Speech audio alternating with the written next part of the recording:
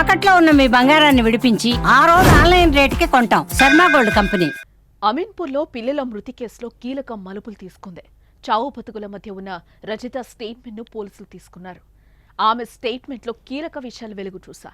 రాత్రి షాప్ నుంచి పెరుగు తెచ్చుకున్నామని, ఆ పెరుగుని నలుగురం కలిసి తిన్నాం, గొంతులో ఏదో పట్టుకున్నట్టయింది, అందరం కింద పడిపోయాం, ఏం జరిగిందో నాకు తెలీదు, నా పిల్లలకేమైనా అయ్యిందా అని రజిత అడిగింది. అయితే తను ఎలాంటి విష పదార్థాలు చిన్నారులకు ఇవ్వలేదని చెప్పుకొచ్చింది. చిన్నారులు మృతి చెందడం, ఆమె ఆసుపత్రిలో ట్రీట్మెంట్ చెందడం వెనుక ఉన్న కారణాలేంటి అనే దానిపై పోలీసులు ఆరా తీస్తున్నారు. పెరుగన్నం తిన్నామని పోలీసులకు చెప్పిన రజిత ఇంట్లో డస్ట్బిన్లో ఉన్న పెరుగు ప్యాకెట్ను స్వాధీనం చేసుకున్నారు.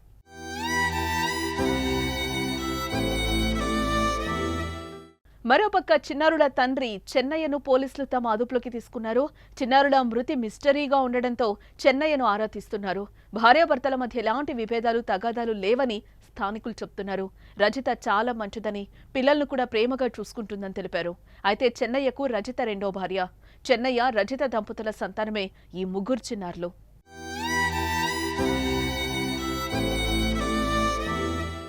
మరోపక్క ఈ ఘటనపై సంగారెడ్డి జిల్లా ఎస్సీ పరితోష్ పంకజ్ మాట్లాడారు. ముగ్గురు పిల్లలు ఎలా చనిపోయారు అనేది పూర్తి స్థాయిగా తెలియదని, పోస్టుమార్టం రిపోర్ట్ వస్తేనే ఎలా చనిపోయారన్న విషయం తెలుస్తుందన్నారు. రజిత, చెన్నయ్యలను ఇంకా పూర్తి స్థాయిలో విచారించలేదని, ఏ విషయం ఇప్పుడే చెప్పలేమన్నారు.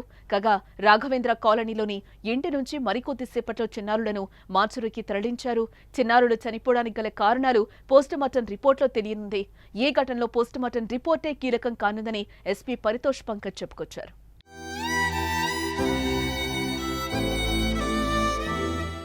ఇదిలా ఉంటే గురువారం రాత్రి రంజిత తన ముగ్గురు పిల్లలకు పెరుగన్నం తినిపించింది. అనంతరం ఆమె కూడా అదే ఆహారాన్ని భుజించింది. భర్త చెన్నయ్యకు మాత్రం పప్పన్నం విడిగా పెట్టింది. పెరుగన్నం తిన్న ముగ్గురు పిల్లలు ఇంట్లోనే నిద్రపోయారు. భర్త చెన్నయ్య వాటర్ ట్యాంకర్ విధులకు వెళ్లి అర్ధరాత్రి 11 గంటలకు ఇంటికి తిరిగొచ్చాడు. అప్పటికే భార్య తీవ్ర కడుపు నొప్పితో బాధపడుతుంటే ఆమెను ఆసుపత్రికి తరలించాడు. నిద్రపోతున్న పిల్లలు నిద్రలోనే ప్రాణాలు కోల్పోయారు. కుటుంబ కలహాల కారణంగానే రజిత ఈ దారుణానికి పాల్పడిందా, లేదా ఎవరైనా వీరి ఆహారంలో విషం కలిపారా అనే కోణంలో పోలీసులు అనుమానాలు వ్యక్తం చేస్తున్నారు. దీనిపై పోలీసులు కేసు నమోదు చేసుకుని దర్యాప్తు చేపట్టారు.